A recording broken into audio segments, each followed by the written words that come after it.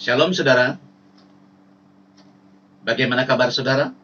Saya percaya kabar saudara dan saya baik semua. Salam sehat selalu, Tuhan sertai kita selalu. Amin saudara. Saat ini mari kita akan kembali merenungkan firman Tuhan, janji Tuhan dalam hidup kita. Selamat berjumpa kembali dalam kasih Tuhan. Biarlah melalui sharing firman Tuhan di dalam ibadah online ini, kita semua diberkati. Yang mengerti katakan amin. Saudara, bacaan kita malam hari ini terambil di dalam 2 Korintus 4, mulai dari ayat 16. Saya akan bacakan buat saudara. 2 Korintus 4, mulai dari ayat 16. Jangan tawar hati, juga waktu menghadapi maut. Sebab itu, kami tidak tawar hati, tetapi meskipun manusia lahiriah kami semakin merosot, namun manusia batiniah kami dibaharui dari hari ke hari. Sebab penderitaan ringan yang sekarang ini mengerjakan bagi kami kemuliaan kekal yang melebihi segala-galanya, jauh lebih besar daripada penderitaan kami. Sebab kami tidak memperhatikan yang kelihatan, melainkan yang tak kelihatan. Karena yang kelihatan adalah sementara, sedangkan yang tak kelihatan adalah kekal. Amin untuk firman Tuhan. Nah saudara, itulah tadi bacaan kita di dalam 2 Korintus 4. Saya percaya saudara diberkati melalui pembacaan firman Tuhan. Amin saudara. Nah, saya akan beri judul tema khotbah saya pada hari ini adalah supaya kita tidak tawar hati. Supaya kita tidak tawar hati. Saudara-saudara, di dalam masa pandemi COVID-19 ini sangat-sangat kita perlukan agar supaya saudara saya jangan sampai tawar hati. Amin saudara. Tawar hati itu sama dengan kecut. Tawar hati itu sama dengan, kurang lebih sama dengan takut, gentar, dan seterusnya. Saudara, jadi jangan sampai kita tawar hati, jangan sampai kita gentar, takut, dan kecut menghadapi kehidupan di dalam pandemi COVID-19 ini. Saudara, amin saudara. Tadi saya sudah bacakan ayatnya, dan ada satu referensi ayat lagi saudara, saya akan bacakan buat saudara, yang terambil dalam Amsal 24 ayat 10. Saya akan bacakan buat saudara. Jika engkau tawar hati pada masa kesesakan, kecillah kekuatanmu. Saudara, di dalam masa kesesakan, di dalam masa pandemi COVID-19 ini, janganlah engkau tawar hati. Janganlah kita semua menjadi tawar hati. Janganlah kita menjadi kecut dan gentar dan menjadi takut untuk menghadapi hidup ini. Amin saudara. Mungkin ada di antara saudara pada malam hari ini yang sudah mulai putus asa, mulai menyerah, mulai tidak berdaya. Karena hampir 9 bulan, hampir kurang lebih 9 bulan masa pandemi COVID-19 ini ada di dalam kehidupan kita, dalam bangsa kita. Saudara, pesan saya pada hari ini, jangan tawar hati. Jangan engkau tawar hati. Jangan kita semua menjadi tawar hati. Yang mau katakan amin. Nah saudara, tentu ada caranya. Bagaimana supaya kita tidak menjadi tawar hati? Ada beberapa catatan saya pada hari ini saya akan bagikan dengan cepat. Saudara, yang pertama, di dalam 2 Korintus 4 ayat 17, kita kembali ke bacaan yang awal semula tadi kita baca, yang terambil dalam ayat 17, 2 Korintus 4 ayat 17. Sebab penderitaan ringan yang sekarang ini mengerjakan bagi kami kemuliaan kekal yang melebihi segala-galanya, jauh lebih besar daripada penderitaan kami. Nah, saudara, supaya kita tidak tawar hati, yang pertama caranya, kita harus rela menderita di dalam Yesus. Kita harus mau atau kita harus rela menderita di dalam Yesus.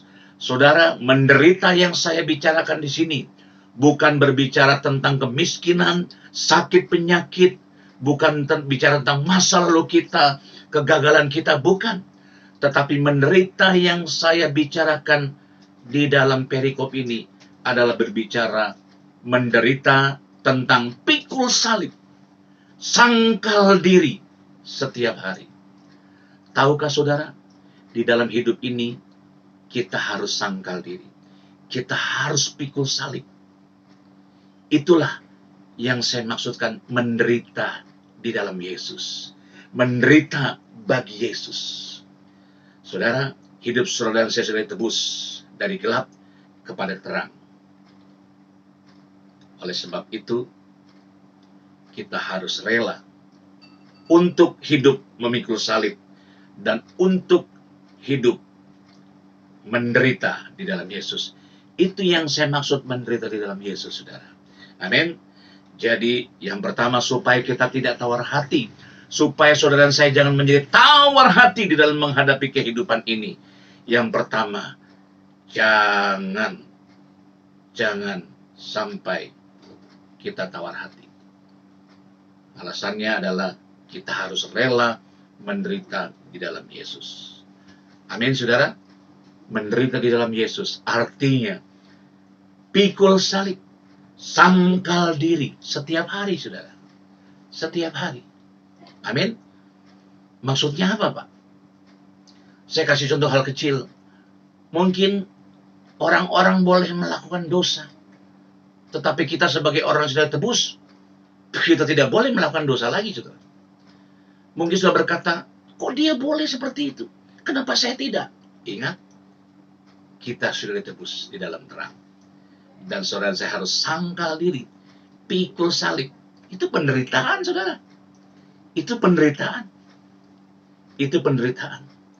Mungkin saudara melihat orang-orang bisa pergi pagi, keluar malam, pulang petang, bisa masuk diskotik, night club, bisa minum minuman keras setiap hari, bisa melakukan seks perzinahan dan seterusnya, bisa macam-macamnya, nonton hal-hal yang gak berkenan di hadapan Tuhan. Kok mereka boleh, kenapa saya tidak, Tuhan?